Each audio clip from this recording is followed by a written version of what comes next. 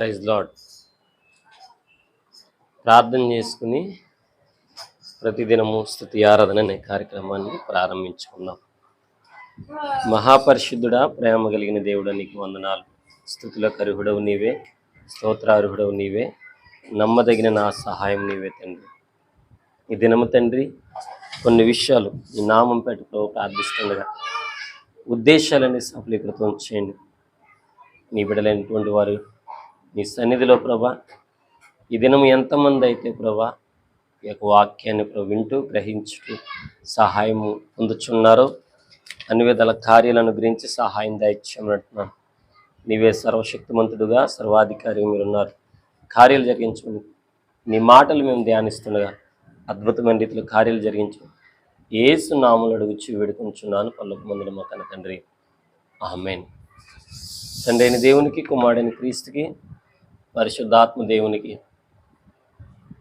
కృతజ్ఞతాస్తుతులు ఆయన తెలియజేస్తూ కూడి వచ్చిన మీకును లైవ్లో ఏకీవిస్తున్న మీకును, లైవ్ అనంతరం ఏకీవిస్తున్న మీకును నిండైన దీవెనలు పొందుకోవాలని ప్రభు నామమున తెలియజేస్తున్నాను. నిండైన ఆశీర్వాదం దేవుడు మీకు కలుగు చేయనుగాక, ఆమేన్. యెహెజ్కేలు గ్రంథము 42వ అధ్యాయము, యెహెజ్కేలు గ్రంథము 42వ అధ్యాయము 42వ వచనంలో మనము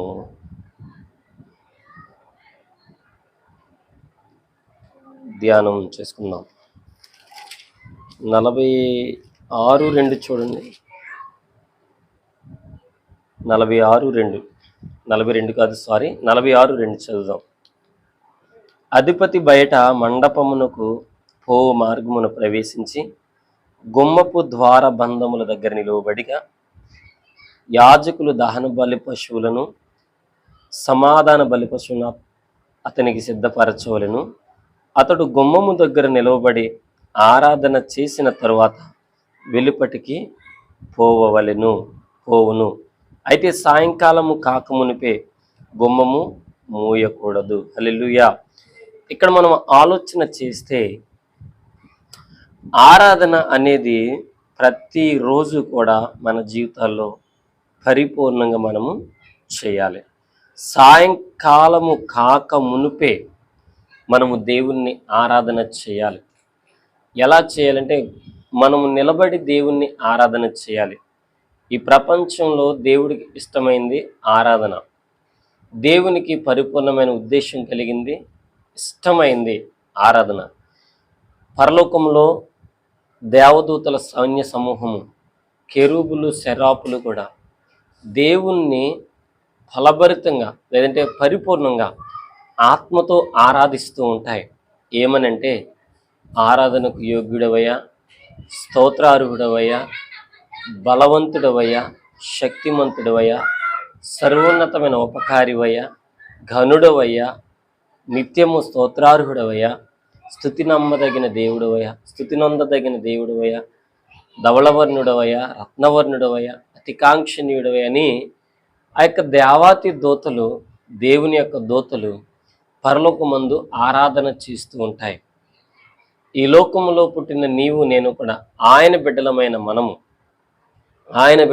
మనము దేవుని యొక్క బలిపీఠము దగ్గర గుమ్మములో మనము నిలబడి దేవుణ్ణి మనం ఏం చేయాలంటే ఆరాధన చేయాలి. హల్లెలూయా. ఎలా ఆరాధన చేయాలంటే ఆయన ఆరాధించేవారు ఆత్మతోనూ సత్యముతోనూ ఆయన్ను ఆరాధించాలి. మరి ఇక్కడున్న నీవు నేను, ఈ లైవ్లో ఎక్కిపిస్తున్న నీవు, లైవ్ అనంతరం ఎక్కిపిస్తున్న నీవు దేవుణ్ణి ఆరాధన చేస్తున్నావా?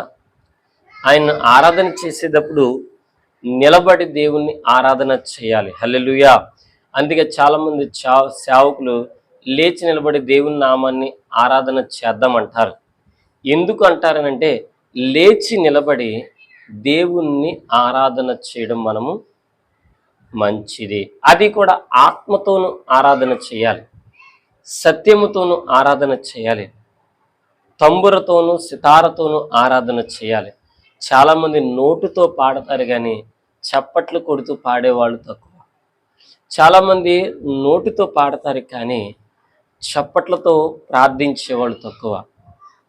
నోటితో ఆరాధన, చప్పట్లతో ఆరాధన, అంతకంటే ప్రాముఖ్యంగా హృదయముతో ఆరాధన.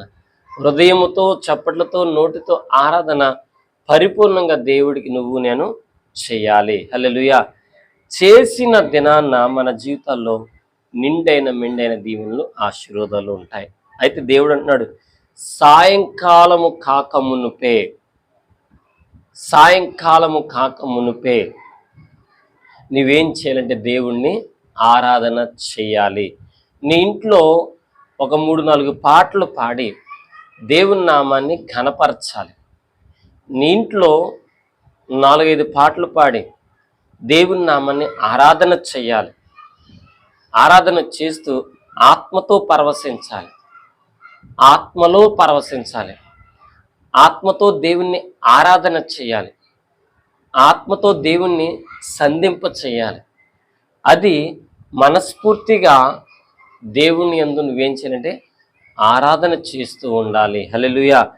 దేవుణ్ణి ఆత్మతో ఆరాధిస్తూ ఉంటే, దేవుడు ఆత్మవశుడు కాబట్టి నీ ఆత్మను ఆయన ఆత్మకు వశము చేసుకుని నీ ఆత్మ ద్వారా చేస్తున్న ఆ యొక్క ఆరాధనను అంగీకరించి నీ యందు దేవుడు ఏం చేస్తాడు, సంతోషిస్తూ ఉంటాడు.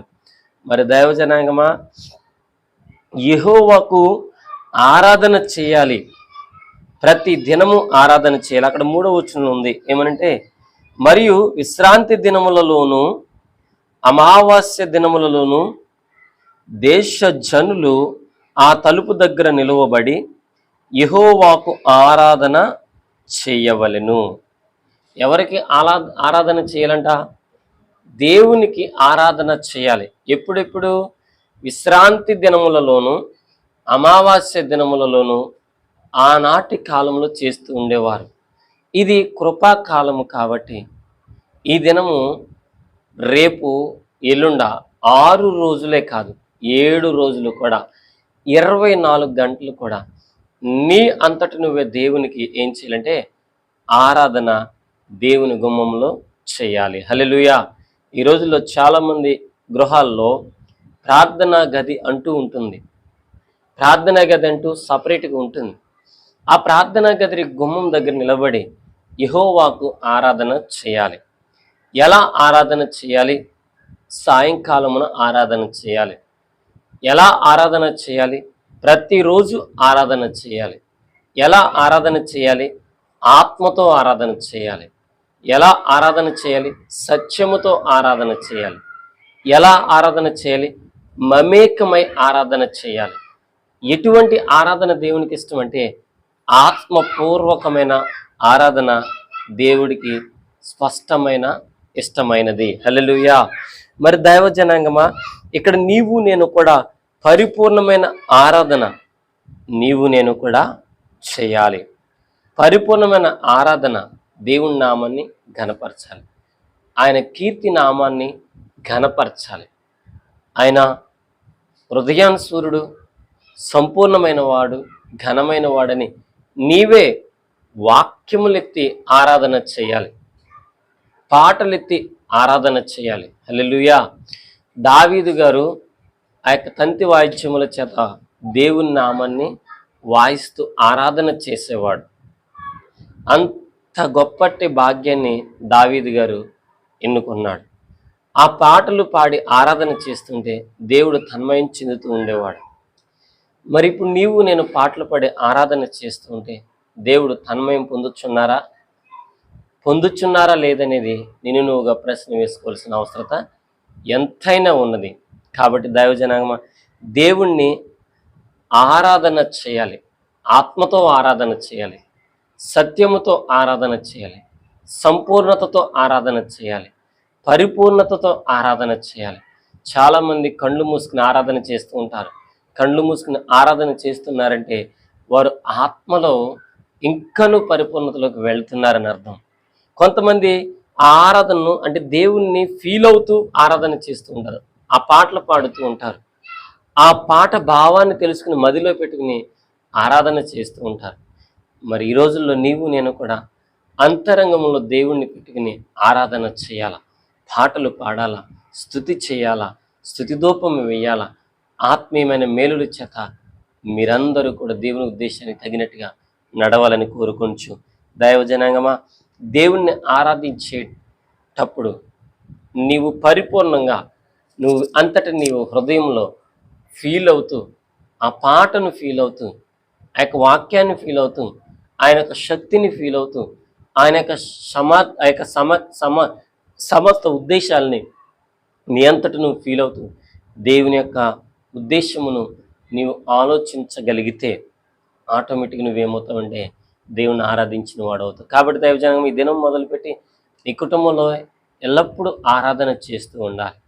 ఎల్లప్పుడూ ఆత్మశక్తితో నింపబడుతూ ఉండాలి. ఎల్లప్పుడూ దైవిక శక్తితో నింపబడుతూ ఉండాలి. ఆ రీతి కొనసాగుతున్న నీ కుటుంబము దేవుని చేత ఆశీర్వదించబడాలని ప్రార్థిస్తూ ఈ కొద్ది మాటలు దేవుడి వెనుకల్లో దీవించును గాక. ఆమేన్. పరిశుద్ధాత్మ దేవుడా యేసుక్రీస్తు ప్రభువా నీకు వందనాలు. ఈ దినము తండ్రి, ప్రతి కుటుంబంలో ఆరాధన ఉండాలంటున్నావు. ప్రతి కుటుంబంలో క్షేమకరమైన ఉద్దేశం ఉండాలంటున్నావు. ప్రతి కుటుంబంలో శ్రేష్టమైన ఉద్దేశాలు ఉండాలంటున్నావు. ఆ రీతి కొనసాగుతుండగా ఈ దినము తండ్రి, నేను నా కుటుంబము యెహోవాను సేవించదము.